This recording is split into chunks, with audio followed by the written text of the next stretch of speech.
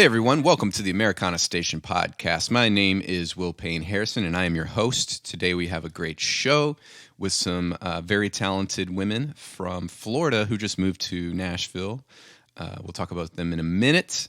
What has been going on in the world of Americana and the music scene in general?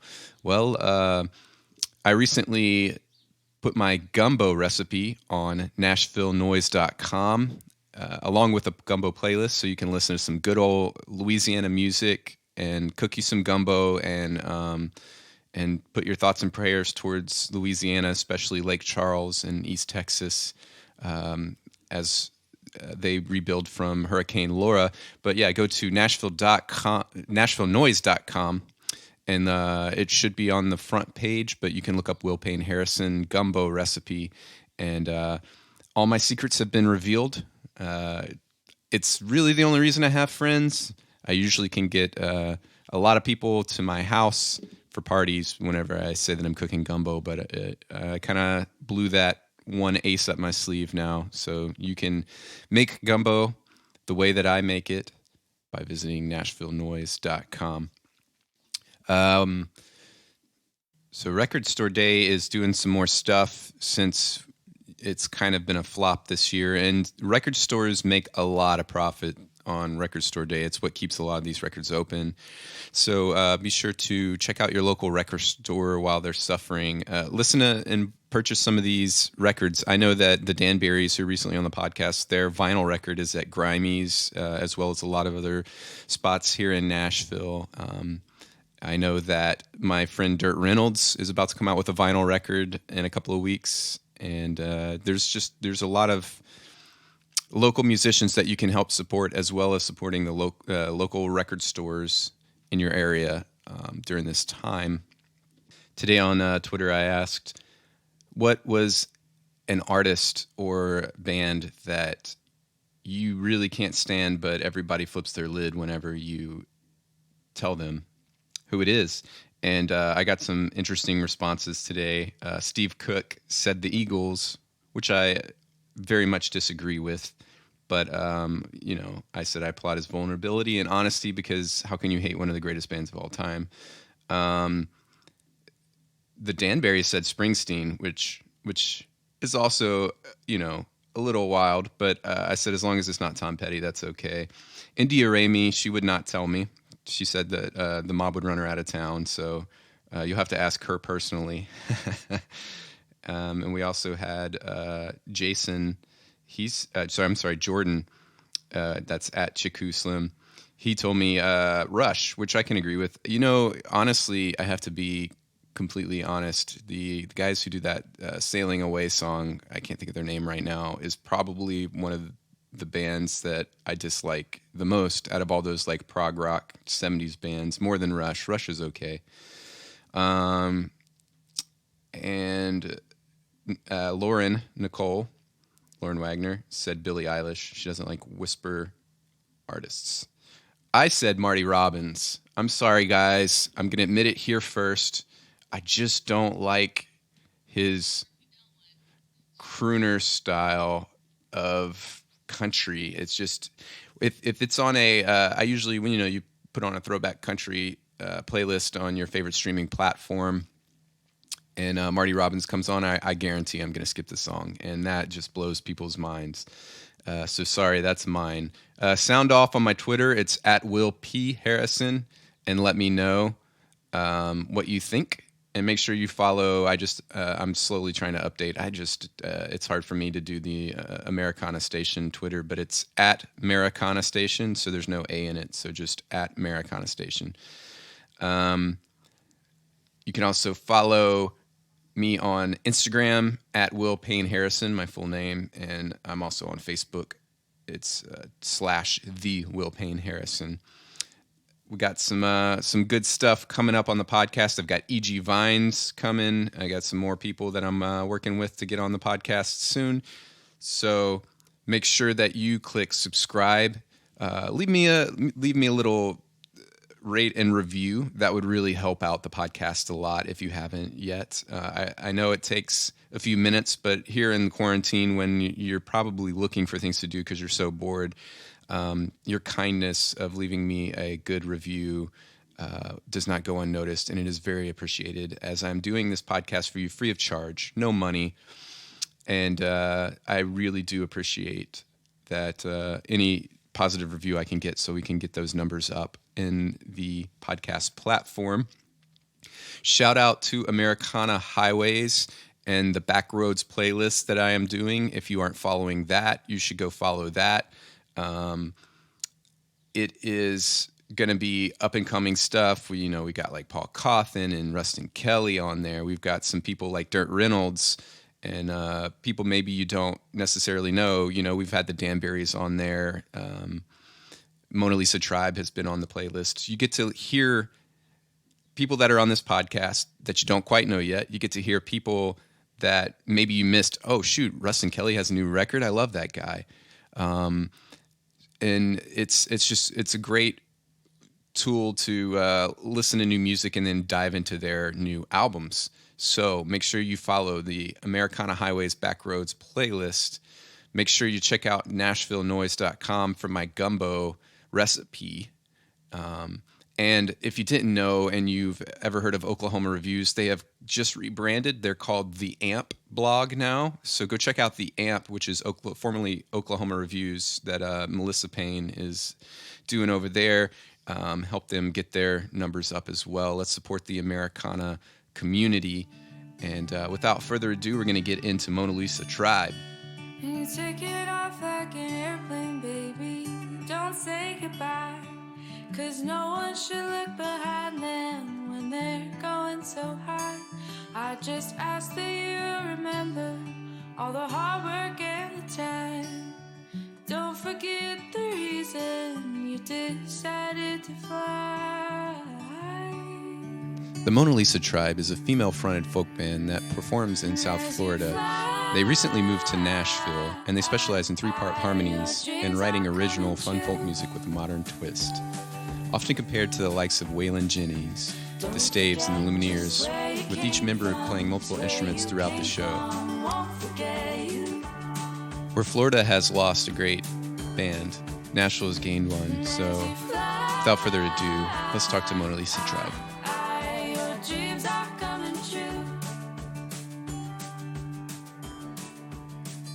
Awesome. So you were at Folkia? Yeah, I was at Folk, yeah. That's so crazy. Nice. I think what made me remember, one of you guys plays cello, right? Am I wrong? Erin does. Not she's actually in St. Louis right now. St. Louis? Okay. And then somebody was playing flute or something like that. I remember y'all were switching a lot, and then I read your bio and it said you switched like every song, and I was like, man, I wonder if that was the festival that you were talking about. Yeah. Very cool. Yeah. Well, none of us play flute, but I was playing melodica. Actually, technically, Izzy does play flute. We can bring that true. into Oh, you're gonna have your flute now. Yeah. That's exciting. So, how are you managing releasing this record in quarantine? What are like some of the challenges that you've faced so far? Well, I mean, obviously not being able to perform and promote it like that. Originally, we were going to have a big like show that, I don't know, either started the release or ended the release. We hadn't even worked out the details yet. And then, yeah, COVID happened. So I think that also sort of put us back a bit in the recording process. But it turned out to be kind of good timing because I think as like bands are right now, you have to just have stuff to promote online. And if you don't have enough online content, like it's kind of tricky. So right, like the timing kind of worked out well that we have things we have to all this release. Content. Yeah. Even though we don't get to play Perform out. Yeah. Yeah. So this initially was an EP, and then you just changed it into singles, or were you always planning on doing single releases first? Always singles. Okay. And I think at the end of this, we're going to release an official EP with all of them on it. And what's the name of the EP going to be called? Oh my God, we don't even know We actually yet. haven't talked about that. Good question, though. You got to have it lined up, right? So I guess let's start by introducing everyone and what you play or contribute to the band. That would be helpful for me. I've been looking at your website and I didn't see any. Everyone looks different. Yeah. Yeah. I'm Izzy. I'm the newest member of Melissa Tribe, and I sing and play guitar. I'm Tabitha, and I play guitar and sing and write a lot of the music. And I'm Caroline. I sing and play mandolin, guitar, tambourine. Very important. But kind of part of our thing is there's a lot of transient members. So if you looked on our website and didn't recognize people, there have been a couple people that have come through. Like Tab and I started it a long time ago, and a lot of people have filtered in and out since then. Did you start it in South Florida? That's where you're from originally? We did. Yep. West Palm Beach. West Palm Beach. Yeah. And how long were y'all in the scene there before you decided to take it to Nashville? 3 years. So our first show was November 2016. Okay. And when we say show, I think it was November 2016. Mm-hmm. Yeah. Really? Yeah. I get that mixed up. Yeah. And that was with me, Caroline, and another girl, Erin Thompson. Now Erin something else. She moved to Hawaii and got married. She did. So yeah. R.I.P. And then we had other members come in and out. Sarah Elkins is the one that was on actually Sarah just got married too. The thing is, a lot of our members get married and then leave the band. And I can't even remember all their last names, the new last name. So Izzy's already married. I was married and I joined the band. So we're cool with that. Yeah. That works out better. So how did you originally meet when you started the band in Florida? You want to say? We met at church. How did we meet? We met at church. We were both on the same worship team. What was I? I was a freshman. Something like that. I was a freshman in college. Okay. Tabitha was old. Oh my gosh. I'm like 3.5 years older than Caroline. She was graduated and done. And then we were talking and just realized we both really wanted to start a girl band. So did you decide to move here together or separately? Oof. Kind was of. that as a That's a band? loaded question. Well, I think definitely we all had the conversation at the same time together. But I don't think we're not dependent on Mona Lisa Tribe as our sole dream. I don't think any of us, which is good because it lightens the burden for all of us and it keeps it fun and just something we want to do. But it's not like our livelihood and our lives are dependent on Mona Lisa Tribe. It's more like we're all musicians in our own way as well.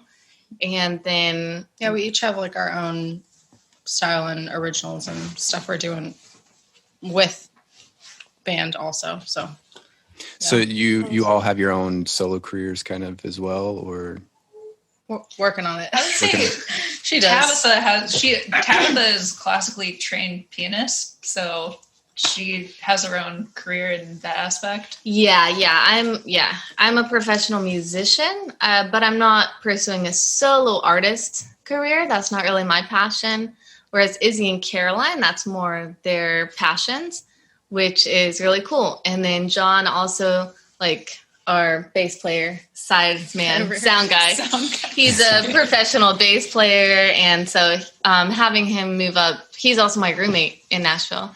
So having him move up is really cool. It just makes it feel like the band is more solidified in Nashville. So the only one who didn't move up was our drummer. We left him behind. But yeah, it was a conversation okay, wait, one of y'all tell the story about John. Tell the story about John and what he said about Nashville. He was the original. Yeah, John Wagner, he runs his own company and he had a business trip up here, right? Yeah. And he said, you guys, I'm going to move to Nashville. Oh yeah. And I still have it in the group chat. And now he's the only one that didn't. And then all of us were like, oh, we should move. We should move. And I was the only one who's like, oh no, I couldn't because I was in a relationship at the time. And then that ended and I was like, well, you know what?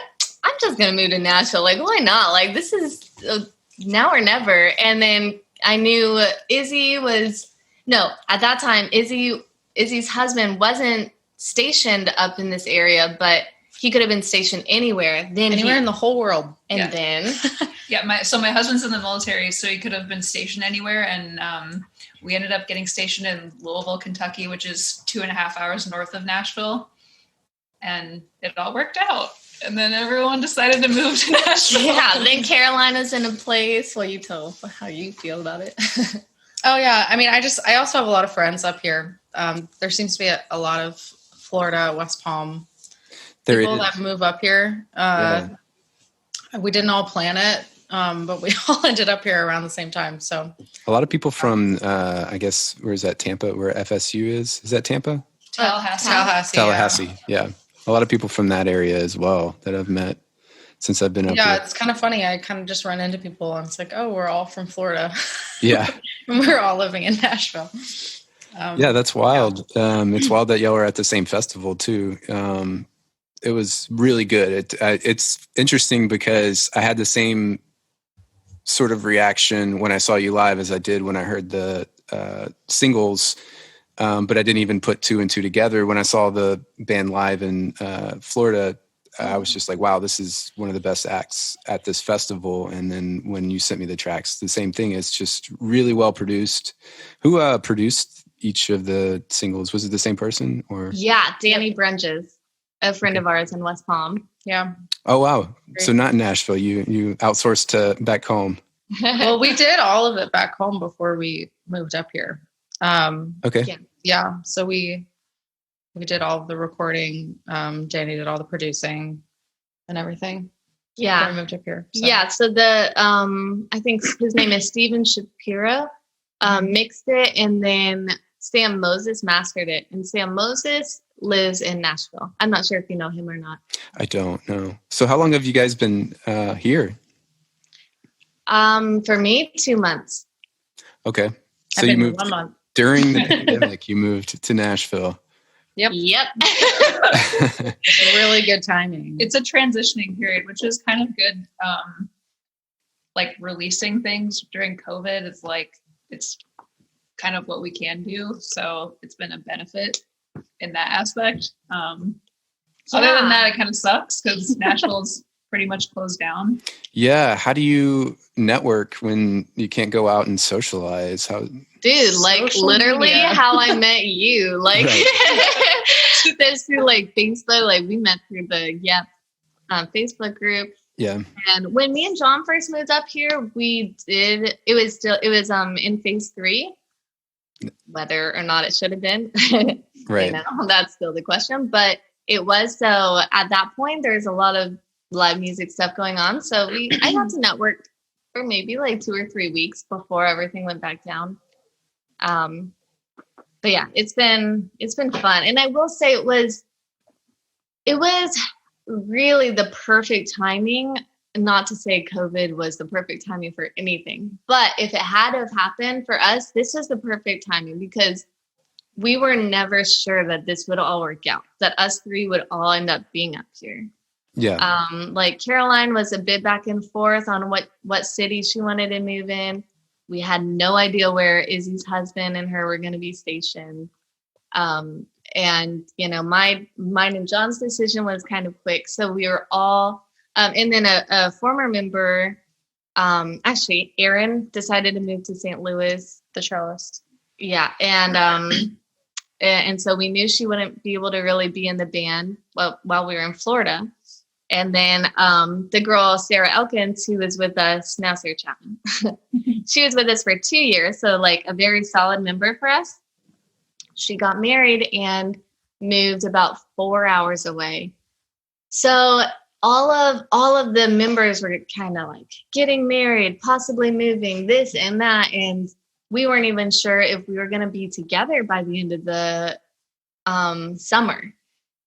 Yeah, we thought we might be done. We had a conversation, and it wasn't like we were like, oh, we'll always stay together, but we'll probably just all live in different places. Maybe do a reunion show once a year. And so it's crazy. It really sort of feels like something God orchestrated or something that, we all ended up here, and we're literally in Nashville talking to you about, projects. And Izzy, are you still in Louisville? You're just traveling to Nashville, or? Yeah, I just came down from Louisville today to do the podcast with you. Oh, cool. So, yeah, I feel very special. Yeah. That's a drive, 3 hours. That's not bad. She also missed us. Yeah, I missed them. There's like nothing to do except pace back and forth and go to the park, basically. Hang out with the dog. Pretty much. Yeah, take your dog for a walk. So. Do you miss performing live? How has that been for you guys? I do. Very much so. I don't think I really realized how much I missed it until like a week ago. Really? Yeah, when I came up and sang, Tabitha and John have a weekly gig thing. She plays piano, he plays bass. And I came and I got to go sing a song with them. And then I was just like, ugh, I miss this. Yeah. I miss this so much. And I didn't realize how much I missed it. I think I was just really tired by the time we all moved. Like, when was our last gig? Like in March? Yeah. Yeah, we've been gigging a lot. And I was very tired. So the couple months off were nice. Yeah. Just like on a personal level, it was nice to just have some time off. But yeah, I really do miss it. Yeah, I'm doing one that's like a hybrid. It's mostly a streaming show, but it's at a theater in Georgia, and it's a very small amount of people that'll actually be able to come in. And they were like, is this okay? The money's not going to be great. And I was like, dude, I would pay you to let me play. Yeah. Like, seriously. Kind of at that point. Yeah. Which is sad, but like, it's kind of true. I do it for free at this point. Have you looked into streaming online? Have you done anything in that regard? Or are you just kind of waiting until everything clears up to play? We did some stuff. Yeah, mostly because Izzy lives 3 hours away. And our thing is really, Mona Lisa Tribe's defined by 3-part harmonies. So I think, like, we'll probably go live today at some point just to, like, have something, be going on. And we're going to create content and everything while Izzy comes. But, yeah, we haven't done a ton of live streaming stuff mostly because of that. And she's in the middle of a move, buying a house. Yeah. Louisville's great. Their music scene there is awesome, and they love folk music and stuff like that. So it's good to hear. I'm hoping to get us some shows up there once everything is once everything calms down, or if the venues stop shutting down and all that. Yeah, that's what I've heard though about Louisville. So I'm excited to see everything. There's a place called Mag Bar that I played. That's kind of cool. It's this like artsy punk rock type place. It's probably not open right now, I imagine, but sounds cool. Yeah, there's some pretty cool places in Louisville. I like it there so far, and people are really nice, and it's like very homey feeling. So. Yeah, Kentucky in general is just a wonderful state. We gotta come visit. I know. There you go. Day off work. So how do you, when you write, especially now that it's like long distance, short distance, but how do you write? Do you just take an entire song, Tabitha, and introduce it to the band? Or do you, is it part writing as far as like everyone has their own, like you're going to sing the third, you're going to sing the fifth, or do you kind of change it up? Well, yes, I write the song, and then bring it to the band. Mm-hmm. I don't ever write the harmonies because these girls are just geniuses and have very good ears. That's sort of like a qualification to be in Mona Lisa Tribe. You have to be able to figure out. Good at harmony. So we, during our first run through of an original song, which we haven't done in a while because we've been so focused on recording and moving, not sure what the direction was taken.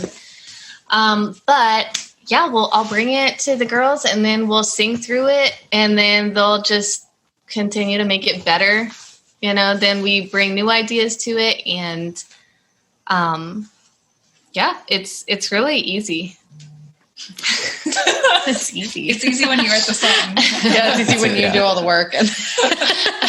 Well, see, I'm intrigued by that because for me, harmonies is homework. And so I've been doing them all on this EP that I've been recording, but it's a lot of homework and it's a lot of like really writing out the parts. I can't just naturally, I can find the intonation in the rhythm, but I can't naturally know where I need to bring my voice for the harmony parts. So I always am completely enthralled by people that can just naturally do that without a thought.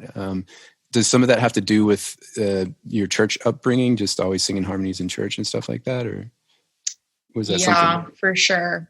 Also I was a choir kid. So okay. Yeah. Personally.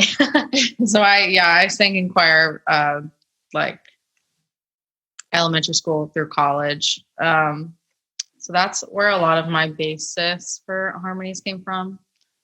Also, growing up in church, singing on worship teams and stuff, they kind of just throw things at you and they're like, here's this song, you sing melody, you sing harmony, and then you have to figure it out.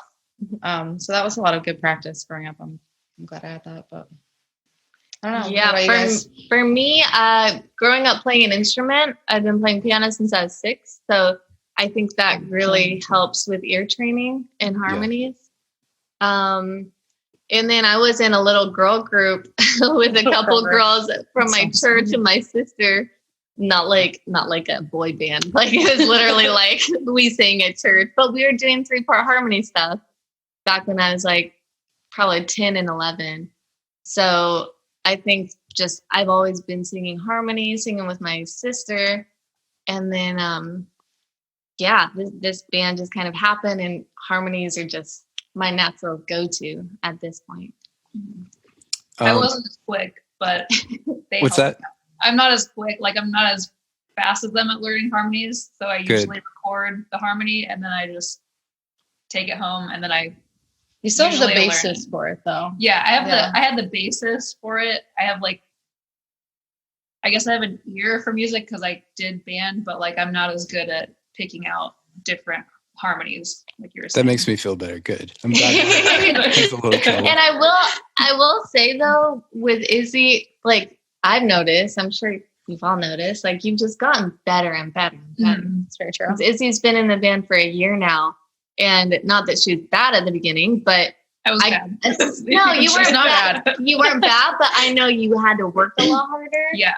And now things like we learned a Will and Jenny's. I don't know if you know the Will and Jenny's.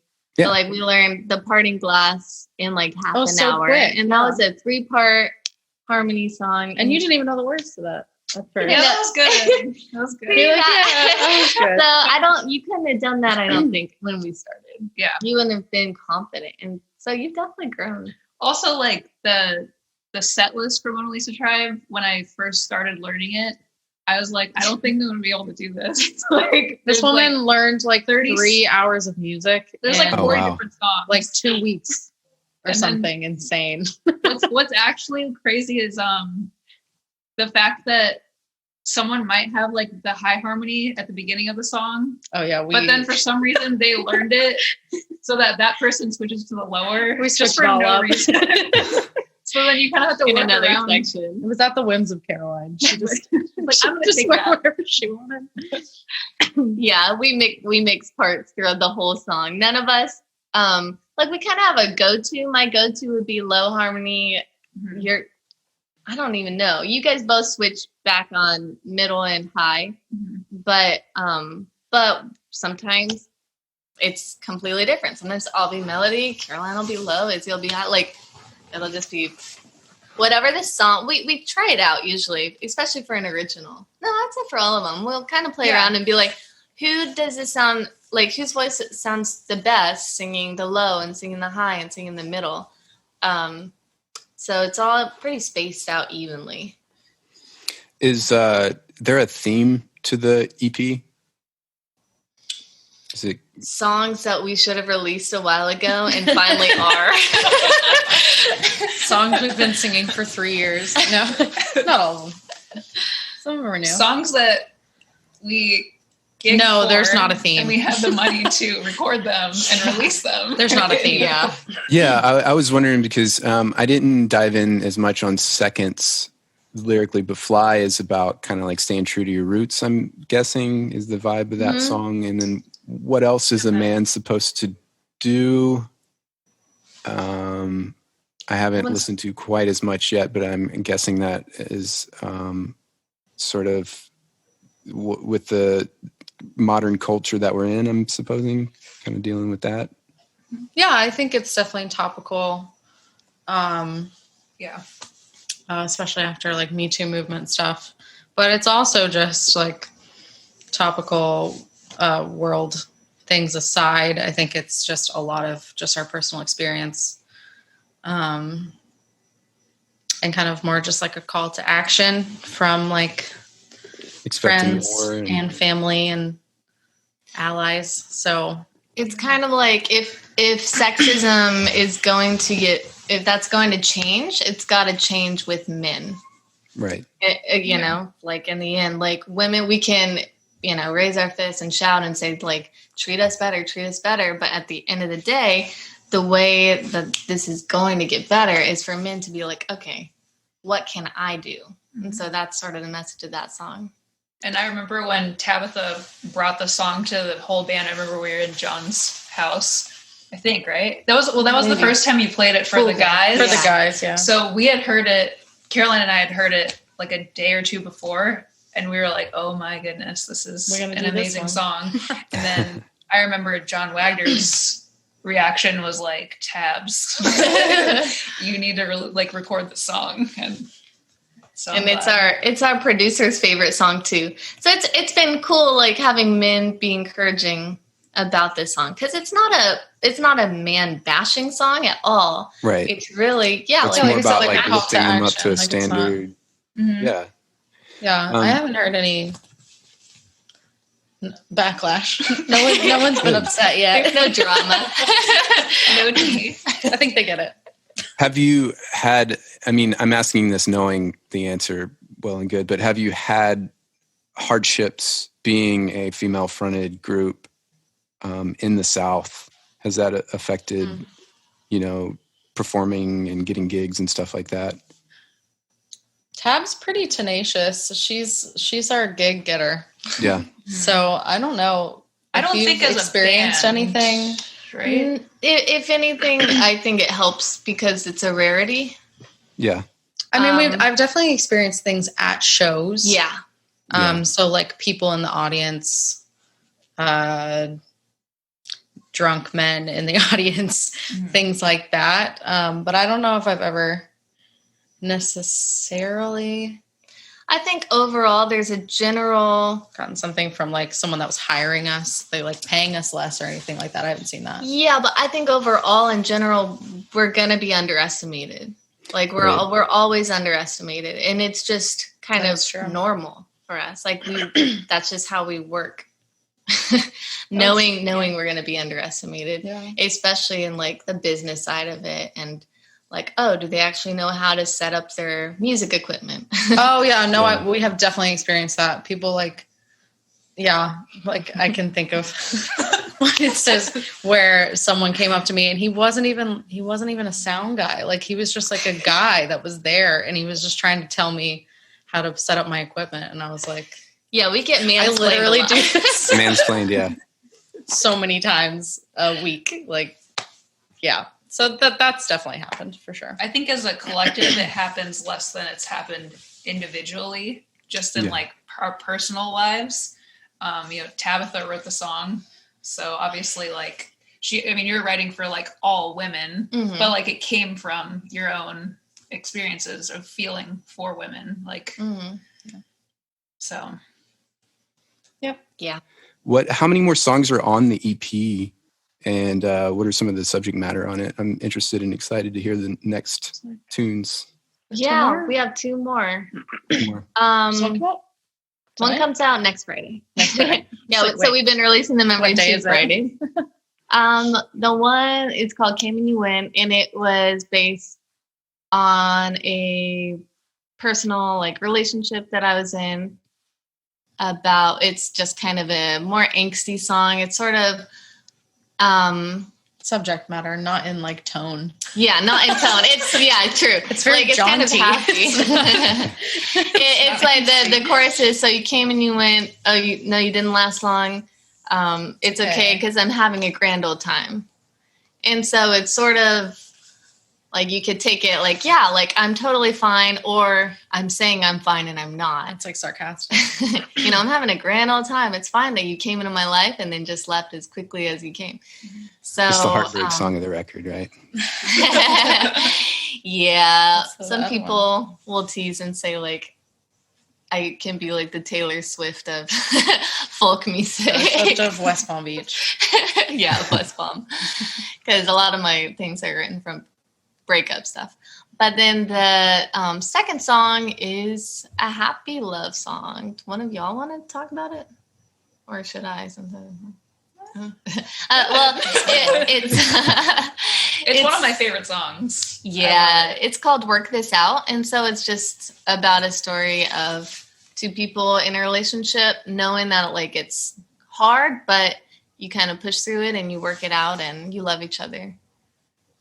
Yay. Very cool. And so you said next Friday, which will technically, I think by the time this comes out, will have already passed, is that one song. When is the Work This Out, the last track, coming out? Work This Out comes out 2 Fridays from in a month. Friday. The 28th. Yep. So Came and You Went comes out the 14th and Work This Out the 28th. Great. So this should probably land right between those 2 songs. So you just had one come out and one's about to come out. Yeah. Go check it out. Spotify, Apple Music. Everywhere. Groove Shark. Buy it on iTunes. Is that, can you even buy stuff on iTunes? I don't even know if that's a thing you anymore. still can, right? Yeah. One time, like none of our music is really done particularly well, I'll be honest, online, but one time, I think last summer, it must have gone on an iTunes playlist and people bought it because Lesson Learned got like $80 in a week. Nice. And that was a big deal for us. $80 for streaming / iTunes buying. I think it was all iTunes stuff. So iTunes is definitely the best. It's still there. Yep. I think that's how much I gross on each record. Yeah. Through the whole entire process of it is $80. Yeah. And then Spotify is what, like 0.0032? Yes. Yeah. Yeah. Until you break like a certain mark, and then they give you a raise. But yeah, I don't know if y'all heard about what the CEO said. Oh, we did. That's what I was saying. I was like, we could talk about this for a while because we already had a very long and angry conversation. We have it in the group chat. Oh, okay. Yeah, we already talked about that. Just the idea of you should create more art for us to exploit. Yep. Because you're not making enough money because we're already exploiting you is like the most tenacious statement that I think I've ever heard. It was the audacity. And our cellist, audacious, not tenacious. Thank you. She was like, he's just trying to like perpetuate. It's like the fast fashion of the music industry. Like every like little tiny thing that we can use from you, we're going to take and give you nothing in return. Nothing, but like very, very like pennies, not a livable wage, but something so that it's not all for free. Right. And it's frustrating because like my last record I spent $10,000 on, and I maybe spent $500 to $1,000 on buying new equipment to record this new EP. And it's like, I just have to think like, oh, cool. Now I have to release everything on my own and not be able to pay people that I would love to pay to have an even better product, because I have to cut corners in order to even start to gain traction, because no one's really, unless they know who you are, no one's like, or you land on even when you land on a playlist, you're not really, people aren't looking at your name. I'm not like, when I look at, you're not like always looking at every song unless like one song catches you. Yeah. And it kind of goes on TikTok. And pretty TikTok's rare. It's not even a thing anymore. So it's pretty rare. Thank God. I'm kind of happy about What? that. No, that's not okay. It's TikTok. Anyway, sorry. You hit a nerve. No, I've never had TikTok. I'm too old for that. I don't. It's not. It's not the. How old are you? I love TikTok. It's that 36. Can't be on Okay. Yep. TikTok. Yeah. That would be a little weird for you to be on TikTok again. Yeah. There's I'm some too older old to people on understand it. I mean, I just turned 28 and I feel weird using it. I tried to put our videos on. I think we got one video that had like 1,000 views. That's pretty good. Yeah. And then I just stopped. Yeah, but I think the like integrity of releasing an album is just gone because of Spotify. Like, just like you said, the fast fashion, and I'm anxious to see another platform come out, maybe to where it's like music lovers, like you love the collective instead of just the trending song. Right. So. Yeah. Well, today is August 7th, and I believe it's Bandcamp is doing where they give profit to all of the artists, which is one of the coolest things they've ever done. It's made me respect them so much more. Yeah. Mm-hmm. And that's probably where I've gotten most of my money off of this EP so far, is just releasing it on days when they aren't taking a cut and people being extra generous because they know that, you know? Yeah. But, I mean, if you just give everyone something for free, why would they pay for it? It Exactly makes sense. But, how do we back out of something that's already become like a machine? Especially as an independent artist. Yeah, like, we're not really Taylor Swift. That's the thing. It's like you're exploiting something that's not an option for me. Like, I don't have the option to just release all my, like, I'm not Taylor Swift. Like, I can't just expect people to come buy my music. I have to put my stuff on Spotify or no one's ever going to hear it. So yeah, it's when you come to the crossroads of like being exploited and it not being an option to not be, it's a really big problem that we're gonna have to figure out. But as a collective, we're all gonna have to figure out something. We still listen to Spotify, like my husband exactly. And I, we pay for the $15 a month, the premium, and it's I'm saying it's like it's not an option. Spotify, I know. Like, we're not giving anyone any money. Yeah, we pay. What are we actually paying for? Are we just Spotify did come out with that. Yeah. Not to like give any kudo to Spotify, but they came out with this thing where you can go to the artist page and you can like directly pay them. I don't know. Yeah. If that all actually goes to the artists or. Yeah, they used Cash App too. If also you goes to them. If you want to, you can contribute. I haven't had anyone do that for me. I don't think most of it's been through like Bandcamp and if you stream, people will, tip to your Venmo or your PayPal or Cash App. But I haven't had anyone on Spotify do that personally. But I'm sure there are people that are getting tips on there, and that's really heard good. that they're there. I've heard about I think we just got to speak up about it more, because I don't think that the general population understands how hard we've been hit, especially in the last like 3 to 5 years, because CD sales, when I started doing solo stuff in 2014, were much higher than I'm not going to even buy CDs for this EP. I wish I hadn't bought so many for my last record, and I probably won't buy very many going forward, unfortunately. Yeah, and now that we're also in a place where we don't get to gig out in public, that's where the bulk of the money was coming from merch sales. Mm-hmm. Right. So like, if you don't have people hearing you sing and then being like, hey, you have a t-shirt or something like that, like We're not making any money. We're nobody's making any money because like now this is our only option, like you said. But that is why we wanted to move to Nashville too, because I think in the end, like, even if we went as hard as we wanted in West Palm, we were only going to get to a certain level because it's not Nashville and there's just not the opportunities and the people that, could see you, that they don't, that could take you somewhere. They don't live in West Palm. It would be very, very slim chance that someone who could give us a better opportunity to do more would be in West Palm. Whereas in Nashville, of course, like the competition is more, but there's just such a greater chance of us like actually running into someone who has connections with someone at a record label and this and that, and meeting someone who really enjoys our sound and wants to give us this opportunity here. Right. And so I'm already realizing like this is so the right move for us. And on top of that, what I love most about Nashville is like, I say like there's competition, but it's really the way I've felt it so far. Only been here 2 months. So I know nothing. During COVID. So I know nothing.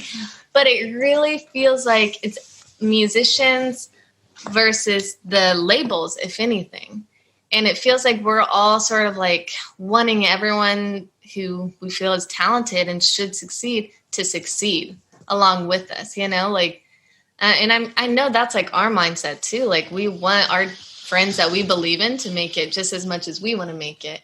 And there just seems to be like a musical camaraderie in this town that I love. It's amazing. Yeah. Have you felt that? I don't think that it's definitely different. I'm from Lafayette, Louisiana originally, and it's definitely different because in a smaller town, I feel like there's a hierarchy of people who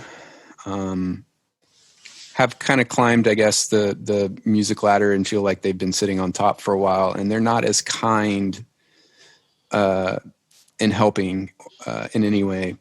Whereas here, when you're doing like Americana folk type stuff, it is a niche no matter how you look at it. And there's just not a niche in smaller towns for that sort of genre. And then when you come to a place like this where everyone gets it, even if they're not in it, you feel more at home and you feel like understood, and people can see what you're doing and appreciate it and lift you up. And they either have been there and want to help you get to the next level, or are there and are supporting you in that same spot that you're in. So it's just a bigger pool of support, which is really nice. Mm. Yeah, for sure. And I really do wish you the best. I hope that we get out of this COVID thing and you guys can network and meet some really cool people and go places, because your music's awesome. And thanks for taking time to chat with me today. Thanks for having me. Yeah, this is very exciting for us. Wishing you luck as well. Yeah, maybe music. Thank you. Here's a live version of Mona Lisa Tribe's song, Work This Out. As we work this out, it's hard, but it's worth it. Darling, you're worth it. Oh, we're stubborn and proud. Honey, we're learning. My love's still burning for you. I'll hold your hand and let go of my pride. And when I don't understand,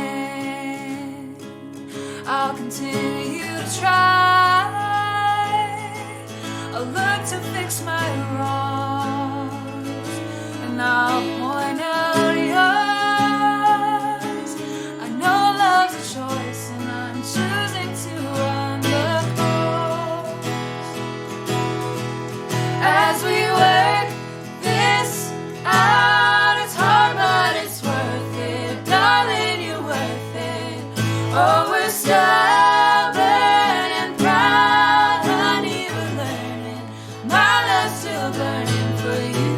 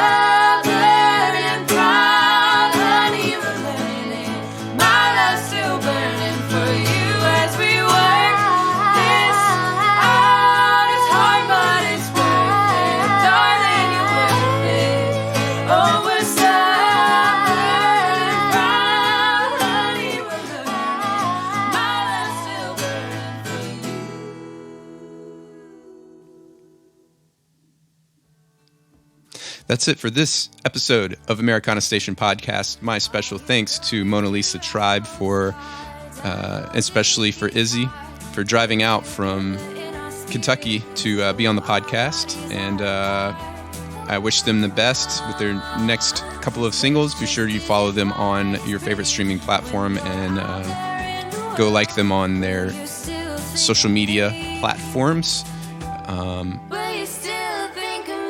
If you haven't yet, go rate and review the Americana Station Podcast on your favorite platform. We are on Apple Music, Spotify, Stitcher, Podbean, all of those fun things. You should know you're listening right now.